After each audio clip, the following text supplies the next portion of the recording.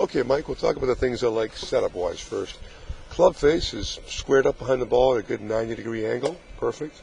Club and ball position are pretty much middle of your stance, and for that middle-length iron, that's ideal.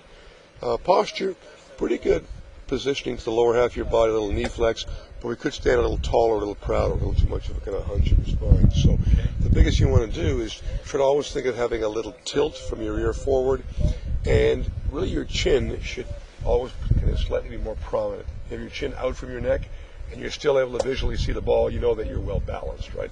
And that gives you more room to turn. If your head's tucked in, it's going to restrict that ability, right? So just kind of raising your spine angle and your head position a little bit.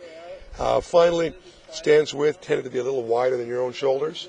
So with your middle irons especially, just make sure your feet are at a good neutral distance. If they get too wide, it's going to make it difficult to shift your weight. Okay?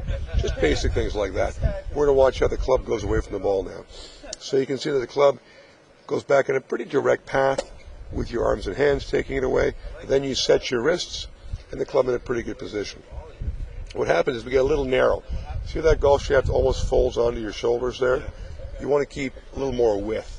If that means you can only make, let's call, more of a three-quarter swing, that's perfectly fine. Because as soon as you get to here and your shoulders stop turning, as in your case, it's your wrists and arms that fold. And when they collapse, you've got to cast or throw the club back at the ball, which involves timing and recovery, right?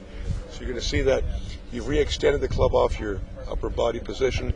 From there, throwing the club down, re-extend it to the ball, and you turned on through. But even the follow-through on your part is a little bit limited or restricted. So if we get a little narrower stance, we got more room to turn our shoulders one way and pivot and follow through with our lower body the other way. It'll be a lot easier with less moving parts to get those shots.